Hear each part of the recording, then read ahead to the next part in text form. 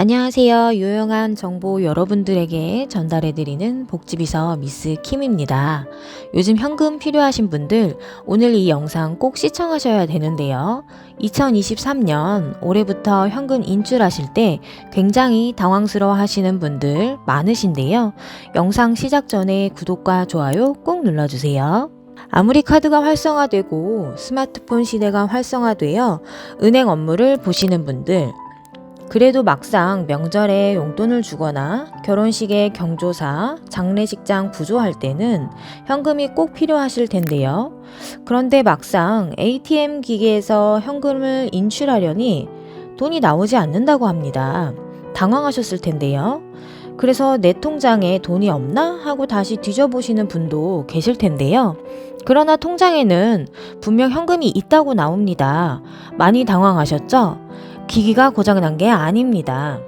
2023년부터 ATM 기기 운행 시스템이 바뀌면서 그동안에 이용하셨던 입출금이 내 맘대로 그전처럼 이용할 수 없어서 갑자기 바뀐 시스템에 불편함을 호소하신 분들이 많으신데요.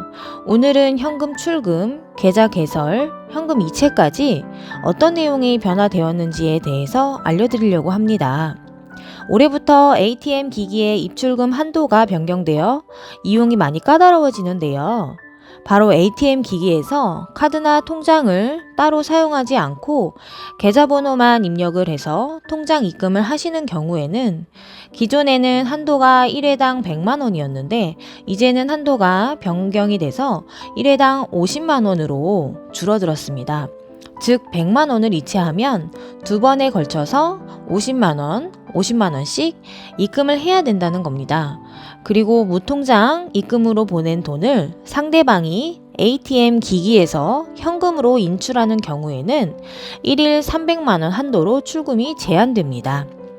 이렇게 ATM 기기에서 무통장 입금 및 출금 한도가 크게 축소가 되고 제한이 되는 이유는 저번 영상에서도 올렸듯이 보이스피싱 범죄에서 송금하는 방식으로 주로 이용되기 때문인데요.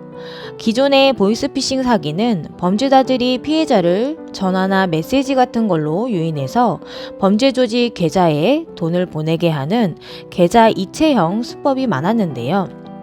최근에는 신종 수법으로 범죄자가 피해자들로부터 직접 돈을 받아서 여러 은행을 돌면서 ATM 기기를 활용해 무통장 입금 방식을 통해서 자신들의 범죄 계좌로 돈을 보내는 대면 편취형이 많아지고 있습니다. 이렇게 여러 번 혹은 며칠에 걸쳐서 송금하는 시스템을 만들어 놓고 찾을 수 있는 금액도 제한을 두면 큰 돈을 한 번에 출금할 수가 없으니 보이스피싱 피해를 최소화할 수 있고 미리 예방도 가능하다고 하는데요. ATM 기기에서 카드나 통장 없이 계좌 번호만 입력을 해서 무통장 방식으로 업무 처리하시는 분들은 해당 내용을 잘 숙지하셔야 되겠습니다. 만약에 현금으로 큰 돈을 찾으실 때는 은행에 방문을 하셔야 되는데요. 앞으로는 별도의 맞춤형 문진을 실시해야 현금을 찾을 수 있습니다.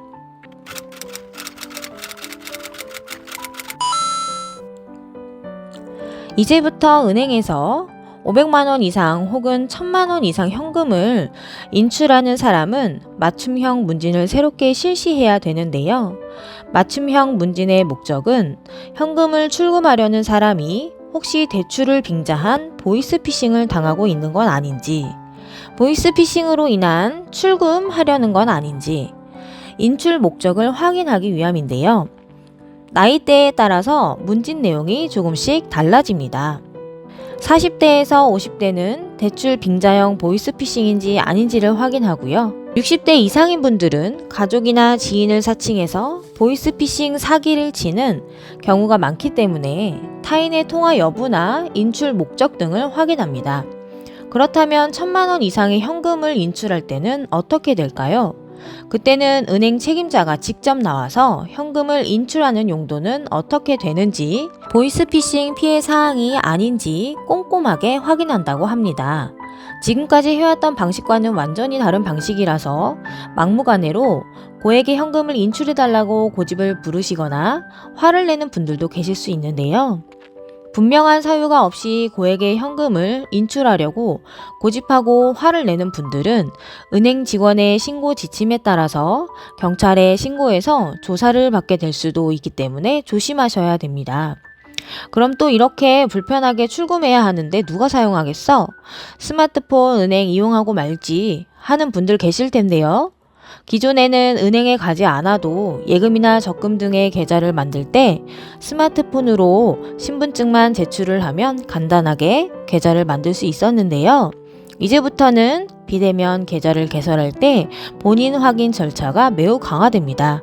예전에는 신분증 사본을 제출해서 실명을 확인하는 과정에서 주민등록번호나 발급번호 같은 문자 정보만 대조를 하기 때문에 신분증의 진위 여부만 확인이 가능하고 도용 여부는 검증이 불가능했습니다. 그래서 비대면 계좌 개설이 범죄에 악용되는 경우가 많았는데요. 올해부터는 신분증이 위조되거나 도용된 신분증은 아닌지에 대하여 금융결제원의 신분증 진위 확인 시스템이 의무화됩니다. 위조된 신분증과 도용된 신분증으로 계좌 개설을 하는 것을 전면 차단하게 되는데요. 추가로 안면 인식 시스템도 도입을 해서 신분증을 소유한 사람과 계좌를 개설한 사람이 같은 사람인지를 비교해서 비대면 계좌 개설 절차를 더욱 강화한다고 합니다. 만들어진 비대면 계좌로 고객이 가진 모든 은행의 계좌를 조회하고 출금이나 이체까지도 할 수 있는 오픈뱅킹에 가입하는 경우에는 3일 동안 오픈뱅킹 서비스를 통한 자금 이체 자체가 불가능합니다. 범죄자가 비대면으로 명예를 도용해서 알뜰폰이나 계좌를 개설하고 나서 오픈뱅킹을 통해서 자금을 빼낼 위험을 대비해서인데요. 추가적으로 보이스피싱 피해를 최소화하고 조기에 막을 수 있도록 도입된 새로운 시스템. 그동안은 개인정보가 유출되거나 보이스피싱이라고 의심되어 여러 은행에 전화를 해서 하나하나 거래 정지를 해야 되기 때문에 대처가 매우 어려웠는데요. 이제부터는 저번 영상처럼 전 금융기관의 본인 계좌를 일괄적으로 중지할 수 있는 시스템까지 보이스피싱 피해를 최소화하기 위해서 은행 업무 방식들이 개선되고 여러 방어 장치들이 조금 더 지속적으로 마련될 것으로 보입니다. 자, 오늘은 이렇게 올해 ATM 기기 입출금 방식과 계좌 개설, 현금 인출까지 새롭게 변경된 시스템에 대해서 알려드렸는데요. 은행에 가셔서 당황하지 마시고 은행 업무 아무쪼록 무탈하게 보시길 바랍니다. 오늘도 여러분들에게 힘이 되는 복지비서 미스 킴이었습니다. 감사합니다.